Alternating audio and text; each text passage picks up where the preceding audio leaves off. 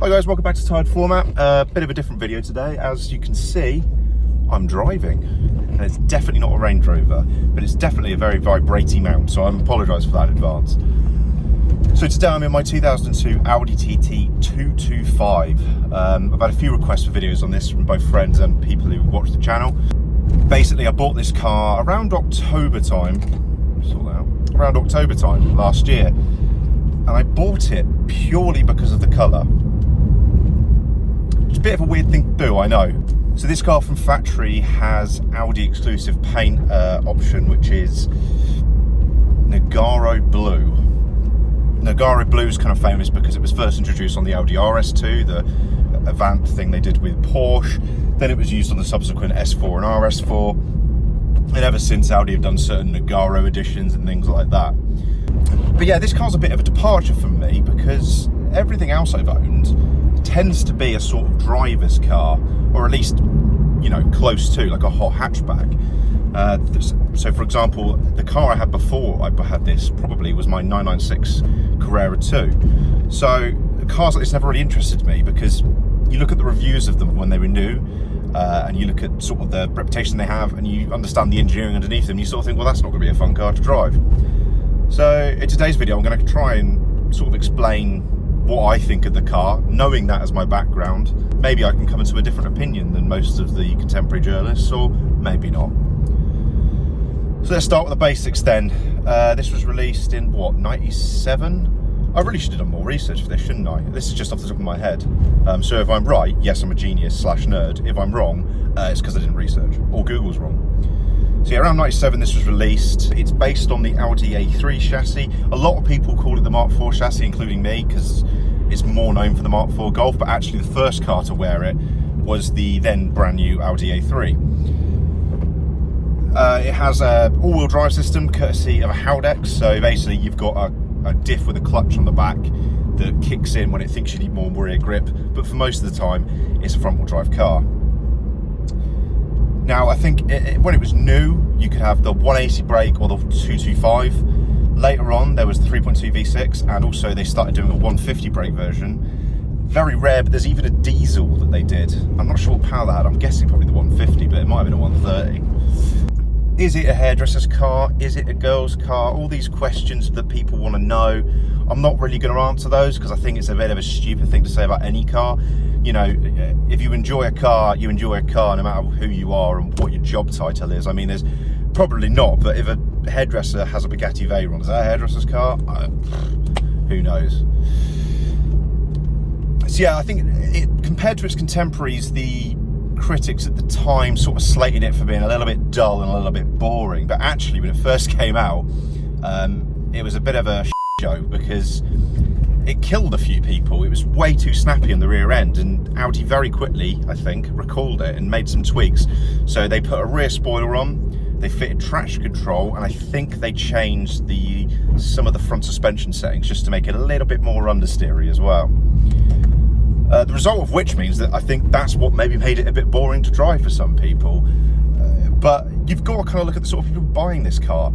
If they were buying this car, they were turning down things like a Boxster, like a base Boxster and things like that around that time. So they weren't really into driver's car. They just loved the way it looked and wanted to enjoy driving it. And for that, there's nothing really better than a Mark IV Golf platform. It's such a solid base to start from it. If anyone's ever driven a Golf of that era or an A3 of that era, you'll know what I mean when I say it is surprisingly refined. Even today, it's quieter than a lot of modern stuff. So having that as a base, does this then become a GT car? Well, no, weirdly.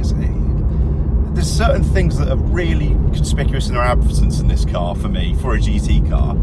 First off, it is quite a hard ride. Now, mine's a facelift car, so technically it's lowered 20 mil, which might make some difference, but it's not the softest, most comfortable ride. Having said that, I have a bad back, and it's not too bad on a longer journey.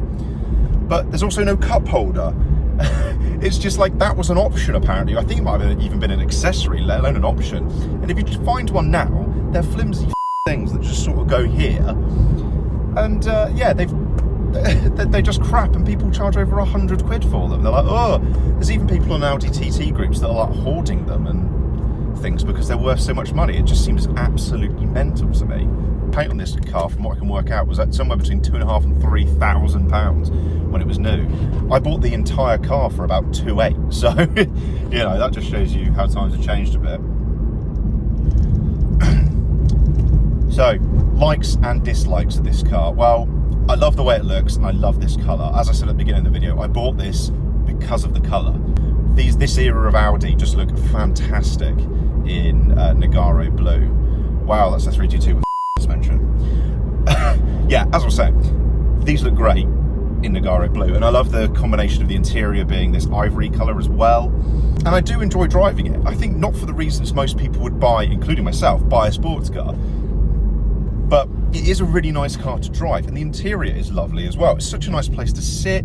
It doesn't look dated. It kind of still looks modern and crisp and clean. I think because it looks like no other Audi. The only clues you're in an Audi are the CD player, the steering wheel, maybe the seats. Even the seats I don't think were in much else. They're just very similar design. And I'm just pulling onto a nice bit of road. I'm just going to go up the wrong way and then back because I really like this bit. Unless there's a cyclist or a slow car. There isn't. This is a really fast sweeping road. And in my M2 it can be quite scary actually. That car had over 400 horsepower, so of course it did. And it was rear drive. In this, you can do quite fast speeds and just be like, eh. And that's kind of one of the things I don't like about it, you know. It's got so much grip. And the steering is numb, but it's not as communicative as it could be. I do like the weight of it, however. I mean, I'm doing speeds now that I should not say online, and it just has grip. I fly into this thing. Let's go for third, shall we? Let's really try and unsettle it.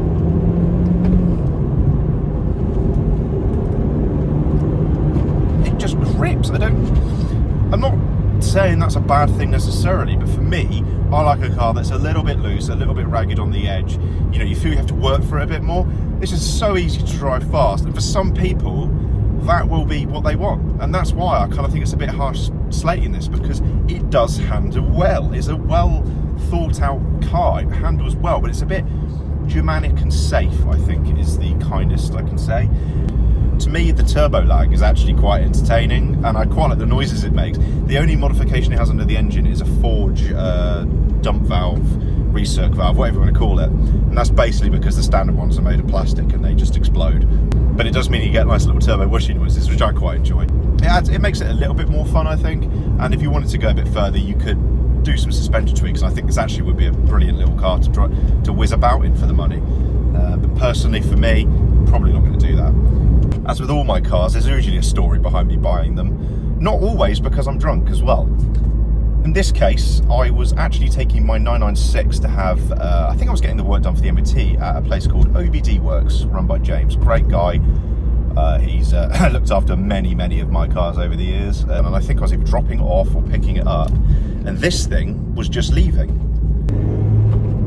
And I got a bit interested. And then he told me my friend Reese was driving the car. So I sent him a little message on Instagram and said, you didn't know you had a TT? And he was like, well, it's my mum's, but I've used it quite a lot, blah, blah, blah. And at the time I just said, look, if you ever want to sell that thing, I would be genuinely interested. Not that I'm often looking at Audi TTs, or were at the time at all, but I've always thought they were a nice looking car. I thought that'd make a really good daily.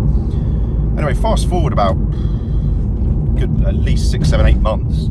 At the time I was trying to be very sensible, not buying any cars, you know, trying to be cheap basically.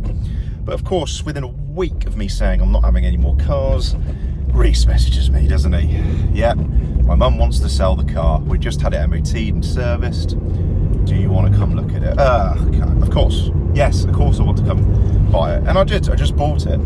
So this car's done 130,000 miles, but the service history is hilarious. The actual service book is full of stamps, like full. You can't put any more stamps in it. I'm gonna have to get a second service book off Audi. To be honest with you, when I first got it, I was like, this is bloody dull. Not sure if I like this. I was a bit, but then I got to drive it more, and I really quite like it. It's a nice place to be honest with you.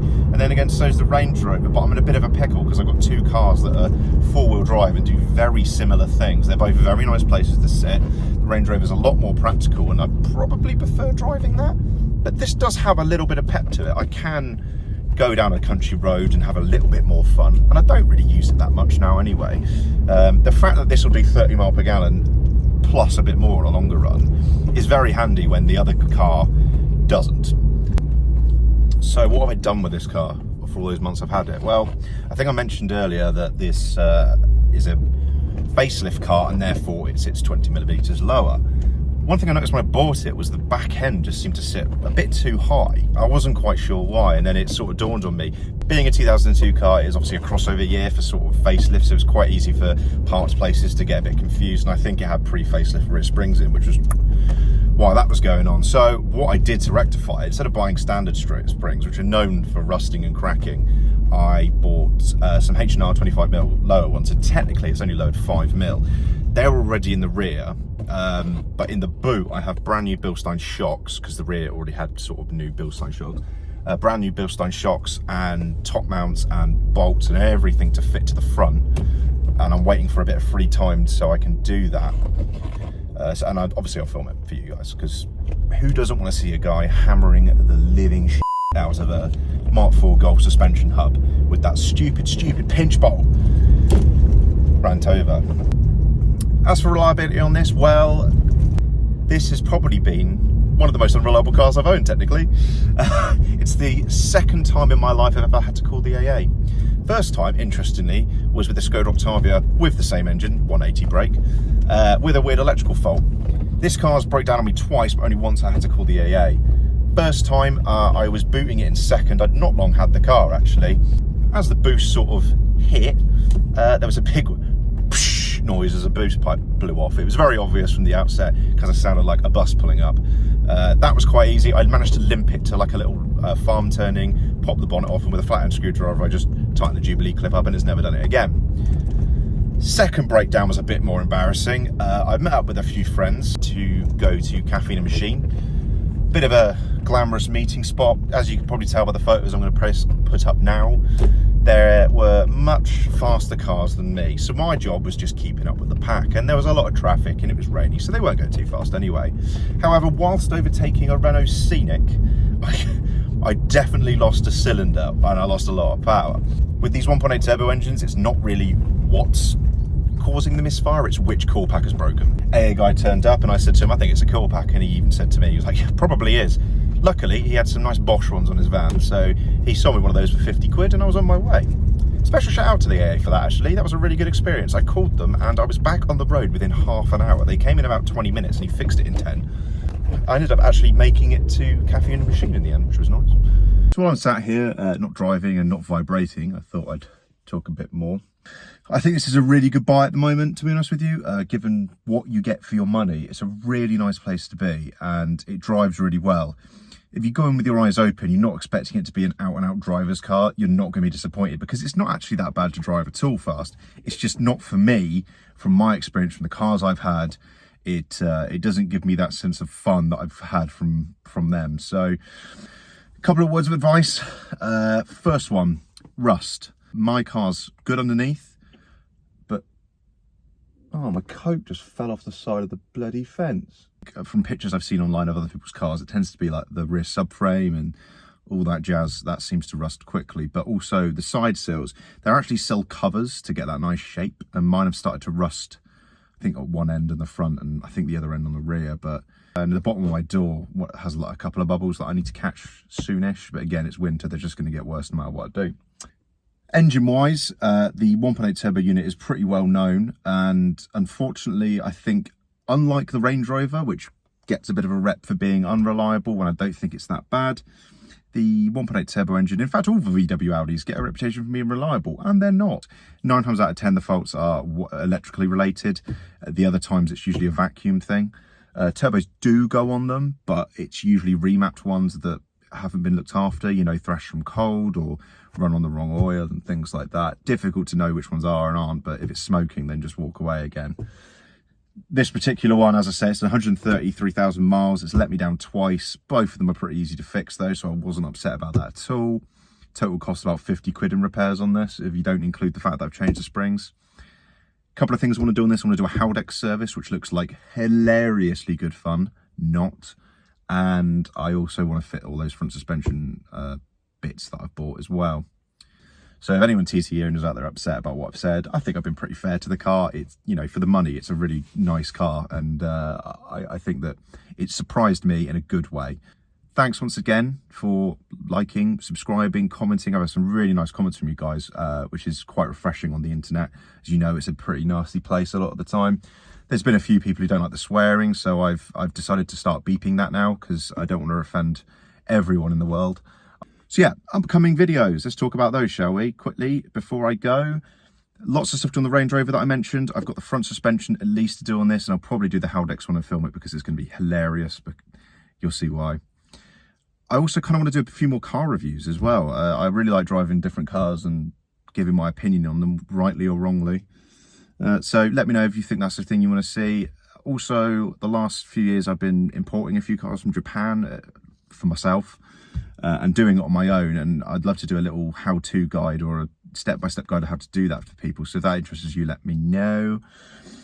And finally, I might do a little vlog where I talk about previous cars I've owned and just sort of briefly go over them and give my, you know, a 5-word review of them or rate them or something. So again, let me know in the comments what you think of that. But if you haven't already subscribed, why not? Click the button. It helps me, you know, it'll help you hopefully getting some lovely videos of different cars. And if you're here for Range Rover content, I hope you've enjoyed this anyway. Maybe you've learned something. Maybe you've decided you suddenly like Audi TTs and you go out and buy one. Maybe you still think they're shit. I don't know. Don't really care. I just hope you enjoyed the video. And I hope you have a lovely day, afternoon, evening, whatever. Bye-bye.